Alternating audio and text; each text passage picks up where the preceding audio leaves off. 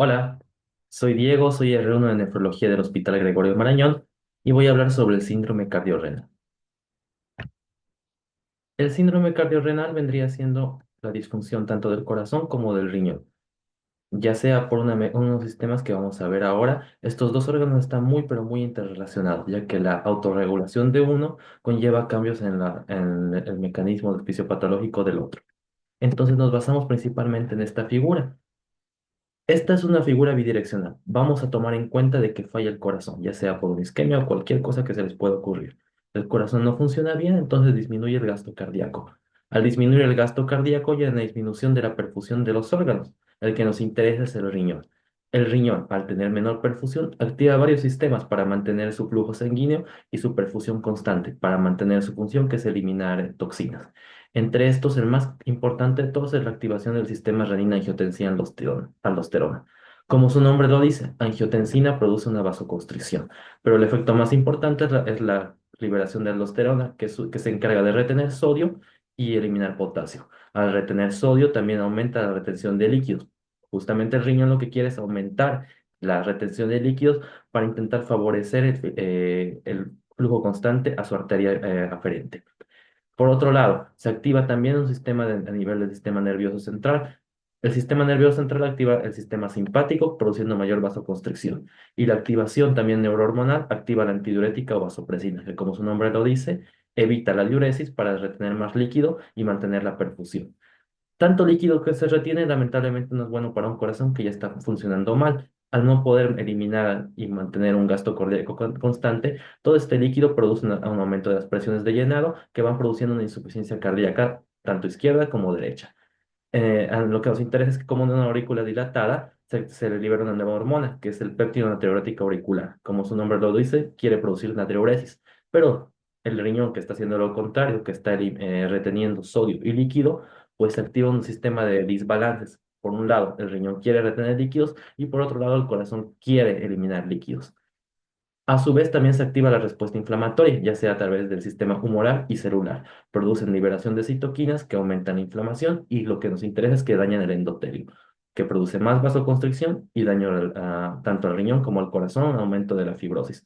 Todo esto se traduce en que hay una hipoperfusión renal, toxicidad de las células renales con edema, necrosis, mini infartos, apoptosis, edema del órgano y a la larga disminución del filtrado glomerular con una disfunción tanto renal como cardíaca. Todo este círculo es un círculo vicioso que se va retroalimentando y va aumentándose el daño al uno y a otro órgano. En otras partes de la fisiopatología tenemos que esa congestión, ese mal manejo de líquidos e insuficiencia cardíaca se traduce en aumento de la presión venosa central y en aumento de la presión intraabdominal. Mientras más se eleven estas dos, más se eleva la creatinina. Esa es la famosa nefropatía congestiva. Siempre que hay insuficiencia cardíaca derecha, va a traducirse de forma retrógrada al resto del organismo y lo que nos interesa al riñón, dañándolo más. Un cambio en el endotelio con una disminución del óxido nítrico, el principal vasodilatador, y aumento de vasoconstrictores, hace que el fenotipo de las células endoteliales cambie de ser contráctil a un fenotipo sintético. Al ser sintético, sintetiza más matriz extracelular, produciendo más fibrosis y más daño al endotelio. También hay una disbiosis con un aumento de bacterias ureasa positiva que se encargan de producir una mayor respuesta inflamatoria que también lleva más isquemia, más fibrosis tanto del glomérulo como de las células del endotelio cardíaco. La disminución de la superóxido dismutasa y el aumento de la NADPH hacen que se eleven las especies reactivas de oxígeno, que como sabemos son malas tanto para el ADN, lípidos, proteínas, carbohidratos, y activan más metaloproteinasas produciendo más daño al endotelio. El diagnóstico es súper importante, conocer la historia del paciente, hacer una buena anamnesis para ver si tenía previamente datos de insuficiencia cardíaca, si ya tenía algún tipo de nefropatía de base, si en algún momento este paciente tuvo una tasa de filtrado glomerular disminuida. Entonces, para saber primero cuál vino, si el daño al corazón o el daño al riñón. Tenemos varios biomarcadores en los cuales apoyarnos. A nivel cardíaco, el más importante, las troponías y péptidos natriuréticos. Las troponinas marcador de daño miocárdico y como vimos, el péptido natriurético se eleva justamente como una respuesta a todo este ciclo que vimos de daño tanto al corazón como al riñón. El resto de sustancias no se utilizan en la práctica clínica, todavía están en investigación y se usan solo para fines de laboratorio. Podrían ser útiles a futuro tanto como marcadores de la angiopoiesis, daños del endotelio, algunos también traducen la respuesta inflamatoria sistémica, pero por ahora no están utilizados. A nivel renal, los que nos interesan son la creatinina sérica, el más utilizado en la práctica clínica, que como sabemos tiene varios falsos positivos y negativos al estar relacionado con el músculo esquelético. Para eso se ha utilizado la cistatina, para intentar evitar esos falsos positivos y negativos.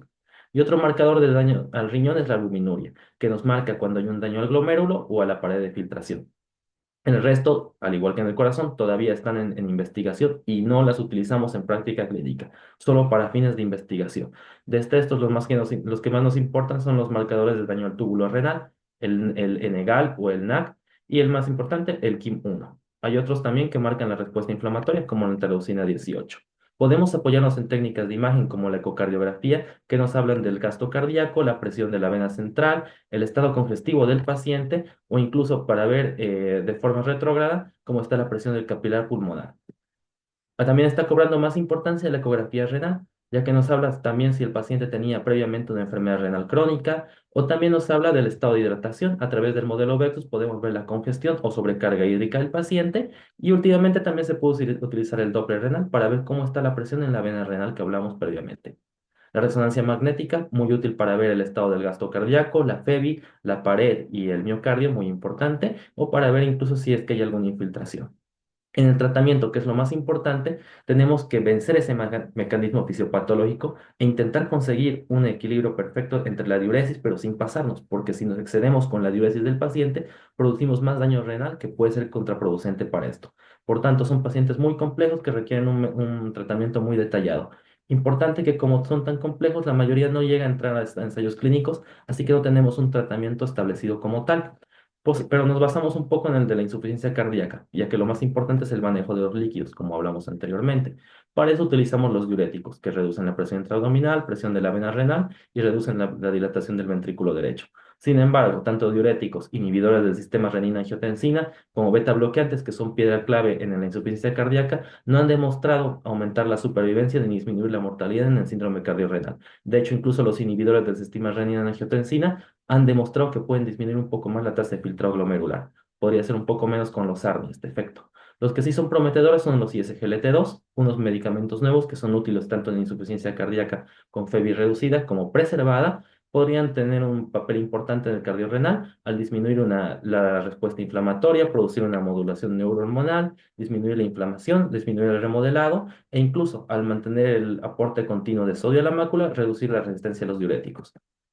Otros medicamentos como inotrópicos y vasodilatadores no han demostrado efecto importante, pero tenía mucho sentido disminuir el líquido en estos pacientes, como dijimos que es el principal problema. Para ellos pensaron utilizar la ultrafiltración, una modalidad de la hemodiálisis que se encarga justamente de eliminar solo líquidos, pero lamentablemente se descubrió que de hecho aumenta un poco más la mortalidad en comparación al tratamiento diurético intensivo. Los baptanes, que son unos diuréticos especiales que inhiben la antidiurética, que se encargan justamente de ser acuaréticos y eliminar agua, tampoco han demostrado mejorar la supervivencia.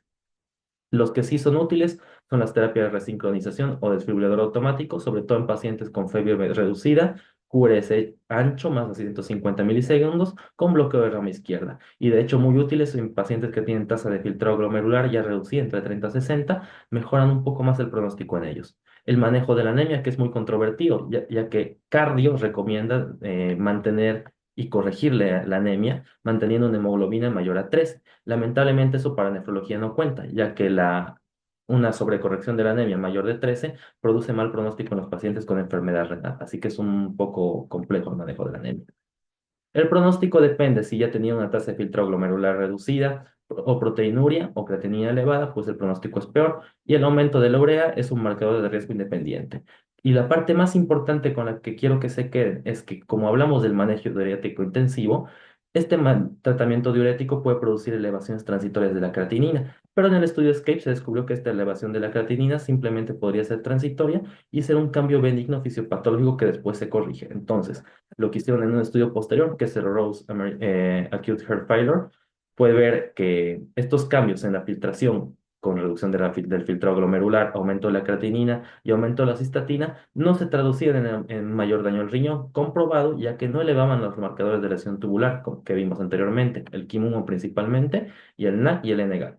Entonces eran unos aumentos transitorios de la creatinina que son simplemente temporales y no se traducen en mayor daño renal. Por lo tanto, podían seguir con el tratamiento diurético.